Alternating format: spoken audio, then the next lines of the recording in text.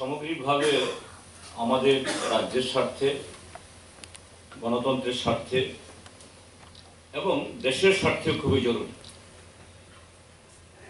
নির্বাচন আসবে আর যাবে, অবশ্যই গণতান্ত্রিক ব্যবস্থাতে সমস্ত দল অংশগ্রহণ করবে। এটা আমাদের রাজনৈতিক কর্মসূচি, আমাদের সংবিধান যেরকম ভাবে করেছে, এটা তারই অঙ্গ। কিন্তু এই নির্বাচনকে ব্যবহার করে, নির্বাচন আসলে অটোমেটিক কিছু লোক তো আসবেই, শুনতে আসবে, এটাকে কোনো রাজনৈতিক দল বা সেই দলের কোনো ব্যক্তি বিশেষ এটাকে আমাদের দেশের যে সংহতি, আমাদের ঐতিহ্য, পরম্পরা সবকিছুকে ধ্বংস করে দেবে, এটা হতে পারে না। এটার বিরুদ্ধে নাগরিক প্রতিরোধ হওয়া উচিত। অর্থাৎ শুধু কোনো একটা দল থেকে না, দল মত নির্বিশেষে। আমি কেন কথাগুলি বলছি, যে কদিন আগে এই স্বাভাবিক শাসক দল, এদের হাতে ক্ষমতা, টাকা পয়সা, এদের প্রচুর, নির্বাচনী প্রচারে তারা সমস্ত শক্তিটা লাগাবেন, তাদের নেতা নেত্রীরা তারা আসবেন, দলে দলে আসছেনও। কিন্তু ত্রিপুরা রাজ্যের মানুষকে এত মূর্খ, এত হেয় প্রতিপন্ন করা, তাচ্ছিল্য করা, এটা বোধহয় ঠিক না। এটার বিরুদ্ধে জনমত তৈরি হওয়া উচিত। যেমন কদিন আগে আমাদের দেশের মাননীয় স্বরাষ্ট্রমন্ত্রী এসেছিলেন তাদের নির্বাচনী প্রচার এই পালে হাওয়া তোলার জন্য। তিনি আসাটা কোনো অন্যায় কিছু না। তিনি শুধু বিজেপি নেতা নন, তিনি দেশের স্বরাষ্ট্রমন্ত্রী। কি বললেন? বলছেন, যেটা কমরেড সীতারাম ইয়েচুরি বলেছেন, তিনি তো হোম মিনিস্টার, তার মিনিস্ট্রি এনসিআরবি রিপোর্ট প্রকাশ করেছে বিগত বছরে। সেখানে উল্লেখ আছে যে রাজনৈতিক হিংসায় সারা দেশের মধ্যে ত্রিপুরা সর্বোচ্চ যে কাতারে, অর্থাৎ ওই স্তরে।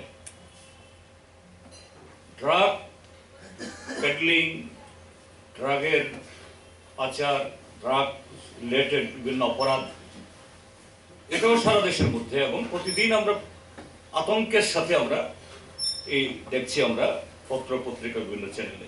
আর তিনি কি বলছেন? যে এসে হিংসার অবসান হয়েছে, हिंसा से निकाल के त्रिपुरा का युवाओं को रोजगार में लगा दिया। की रोजगार? ড্রাগ পাচার, যে দুজন যদি এই গাঁজা পাচারকারী যদি ধরা পড়ে, তার মধ্যে একজন বিজেপি নেতা, ফেন্সিডিল যদি ধরা পড়ে বিজেপি নেতা, ছিনতাইকারী ধরা পড়লে বিজেপি নেতা, এরকম যে বিভিন্ন অপরাধ, খুন, এসব জায়গাতে কে ধরা পড়ছে? মন্ডলের নেতা, মোর্চার নেতা। এবং কোথাও কোথাও যে রাজ্যের মানুষ দলমত নির্বিশেষে ঘেরাও করছে, ধোলাই দিচ্ছে, যদি পুলিশের তরফ থেকে কোনো অ্যাকশন নেই।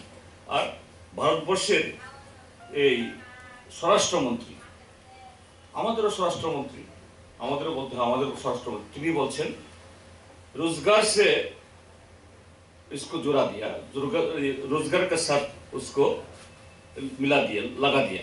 এটা রোজগার? দেশে কি আগামী দিন যুব সমাজ কিভাবে শেষ করবে? তারপরে আমাদের দেশের স্বরাষ্ট্রমন্ত্রী, তিনি শিক্ষিত হবেন, সমঝদার হবেন, বুঝদার হবেন। তিনি যে কথাগুলি বলবেন, দলের সমাবেশে হোক বা সরকারের সমাবেশে, সঠিক তথ্য নিয়ে তো বলবেন। তিনি কি বলছেন? दुनिया से कम्युनिस्ट विलुप्त हो रहा है। अरे সেই দিনই তো নেপালে কমিউনিস্ট পার্টির নেতা প্রধানমন্ত্রী শপথ গ্রহণ করেছেন। এবং লাতিন আমেরিকার সবচেয়ে বড় দেশ, বড় ইকোনমি ব্রাজিলে, সেখানে লাতিন আমেরিকার মুদি বলা হয় যার বলসোনারোকে। এই বলসোনারোকে হারিয়ে সেখানে লুলা দি সিলভা তৃতীয়বারের মতো রাষ্ট্রপতি আসনে বসছেন। এবং গোটা Latin America, Chile, Colombia, Honduras, Mexico, Venezuela, even European যে সমস্ত পার্লামেন্টগুলোতে কমিউনিস্ট মেম্বারদের সংখ্যা সেখানে বাড়ছে। আর আমাদের স্বরাষ্ট্রমন্ত্রী তিনি এগুলি একটু মানে খোঁজ খবর নেবেন না, একটা মূর্খের মতো বলবেন, কিন্তু আমাদের লজ্জে মাথা হেড করে দেয়।